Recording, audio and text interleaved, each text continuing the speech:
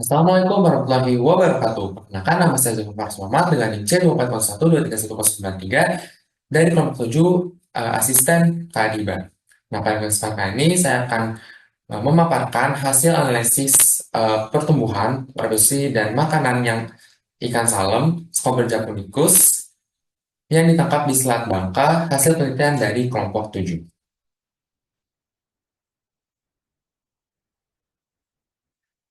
Nah, pendahuluan dilatar belakangi eh, biologi perikanan yang merupakan suatu cabang ilmu biologi yang mempelajari tentang suatu aspek kehidupan perikanan, mulai dari ikan itu hidup hingga ikan itu mati, yang meliputi pertumbuhan, reproduksi, makanan, dan aspek kehidupan lainnya. Dan itu Selat Bangka yang merupakan suatu perairan yang menghubungkan antara Pulau Sumatera dan Pulau Bangka, di mana pulau ini memiliki diversitas yang tinggi, salah satunya itu memiliki populasi ikan salam di dalamnya. Nah, ikan salam ini merupakan salah satu komunitas laut yang memiliki nilai ekonomis yang cukup tinggi, di mana ikan ini juga memiliki tingkat peminatan masyarakat yang cukup tinggi dan tersebar di perairan Jepang.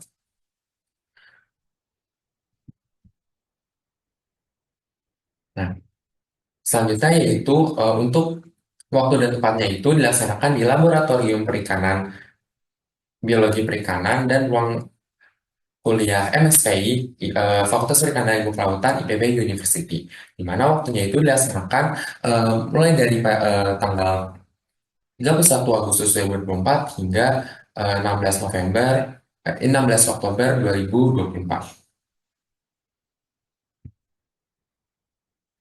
Maaf, maksud saya yaitu sampai tanggal 16 November 2024. Nah, selanjutnya itu adalah prosedur untuk analisis pertumbuhan, di mana untuk proses analisis pertumbuhan sendiri ini diawali dengan menyiapkan ikan dan alat dan bahan. Selanjutnya sampel ikan tersebut akan ditimbang untuk menghitung beratnya, lalu diukur panjang dan tingginya di atas styrofoam, lalu mulai melakukan pembedahan untuk diambil gonad, usus, lambung, dan organ lainnya untuk dianalisis di materi di berikutnya. Nah, selanjutnya adalah untuk prosedur analisis reproduksi, di mana terbagi menjadi tiga metode, yaitu gravimetri, eh, volumetri, dan juga gabungan. Nah, untuk volumetri sendiri itu perbedaannya terdapat untuk sampel sendiri itu akan ditambahkan aqueous sehingga beratnya bertambah, lalu dilakukan penguraian.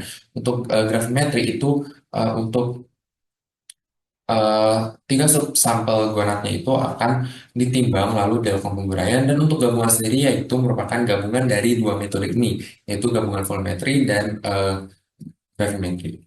Nah, selanjutnya hasil dari penguraian tersebut nantinya akan dilakukan pada analisis diameter telur, di mana nanti kita akan memipet hasil guraian tersebut di atas kaca preparat lalu dianalisis di bawah mikroskop. Nah, selanjutnya adalah untuk prosedur analisis makanan, di mana apa, untuk sampelnya sendiri merupakan isi dari lambung atau usus ikan tersebut. Nah, untuk ikan salam sendiri ini itu yang diambil itu adalah isi dari eh, ususnya, yaitu eh, nantinya pasta dari ususnya tersebut akan dilakukan penguraian dan akan dipipet di atas kaca preparat. Nantinya akan diidentifikasi di bawah mikroskop agar kita bisa mengetahui makanan apa yang dimakan oleh ikan tersebut menggunakan buku identifikasi.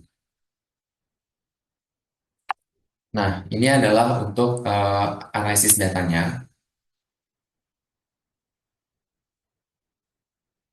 Nah, selanjutnya adalah masuk ke hasil dan pembahasan. Untuk hasil pembahasan ini kita mulai dari eh, grafik DFP, di mana dominansinya itu terdapat pada selang kelas 218 sampai 278.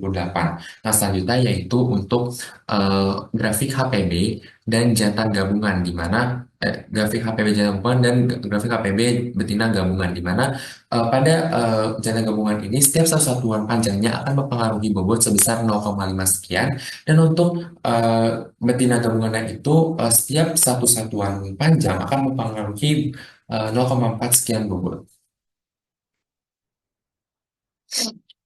Nah, selanjutnya yaitu untuk FK. Nah, FK-nya sendiri bisa kita lihat itu didominasi untuk total sendiri didominasi pada bulan Oktober dan untuk jantan gabungan sendiri didominasi oleh bulan September dan untuk betina sendiri didominasi oleh bulan Oktober. Hal ini menandakan bahwa semakin tinggi faktor kondisi maka semakin baik kondisi yang diambil oleh ikan tersebut. Selanjutnya adalah untuk tabel pola pertumbuhannya sendiri itu semuanya itu alometrik negatif dan untuk hubungan panjang bobotnya bisa dilihat pada tabel.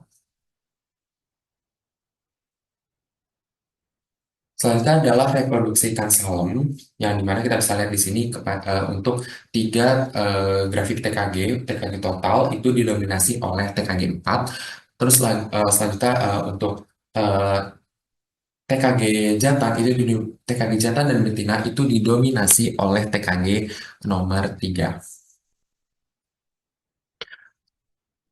Ya untuk diameter telurnya sendiri itu dia itu grafik itu menunjukkan satu puncak yang artinya ikan salem ini memiliki pola pemijahan satu kali periode atau termasuk ke dalam total spawner. Selanjutnya adalah untuk eh, IKG jantan dan betina. Untuk IKG jantan dan betina ini didominasi pada TKG 4.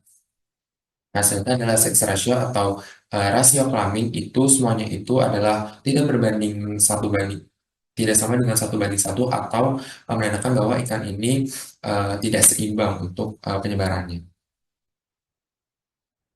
Selanjutnya adalah untuk hubungan bobot dengan fekunitas dan hubungan panjang dengan fekunitas. Dapat kita ketahui pada bobot, itu setiap satu satuan bobot akan mempengaruhi sekitar 0,4 sekian fekunitas, lalu juga pada panjang, setiap satu satuan panjang akan mempengaruhi fekunitas sebesar 0,1561. Nah, masuk ke dalam makanan ikan salam dapat kita ketahui dari pie chart di sini, eh, dominasi dari makanan yang dimakan oleh ikan salam ini adalah ikan utuh. Nah, bisa kita lihat dari luas relumnya sendiri itu menunjukkan bahwa nilainya itu mendekati nol. Artinya, ikan salam ini memiliki selektivitas dalam memilih makanan. Dia ini artinya itu ikan ini selektif dalam memilih makanan. Serta ada tumpang tindih yang nilainya itu mendekati satu di mana tingkat kompetisi pada ikan ini itu tergolong tinggi. Lalu untuk hubungan volume dan volume makanan dengan panjang bobotnya dapat kita lihat pada tabel. Untuk F square sendiri pada jantan itu sebesar 6, untuk betinanya itu 0, maksud saya itu jantan itu F square 5%, untuk betina itu eh, 0,2% dan untuk totalnya itu sebesar 6%. Selanjutnya adalah panjang usus relatif di mana untuk PW ratanya sendiri sebesar 0,48 sekian dengan keterangan dia itu kurang dari satu. Artinya ikan salam ini merupakan ikan karnivora. Nah, kesimpulannya yaitu ikan salam yang ditangkap di perairan Selat Bangka itu memiliki pola pertumbuhan alometrik negatif yang artinya pertambahan panjang lebih dominan daripada pertambahan bobot. Dengan TKG total gabungan itu didominasi oleh TKG 4 dan jantan gabungan dan betina gabungan itu didominasi oleh TKG 3. Lalu untuk penyebarannya ini tidak seimbang dan juga makanan utamanya itu yang berupa ikan utuh. Lalu untuk eh, ikan salmon ini juga termasuk ikan yang selektif dalam memilih makanan dan juga memiliki tingkat kompetensi yang cukup tinggi dalam memperoleh makanan.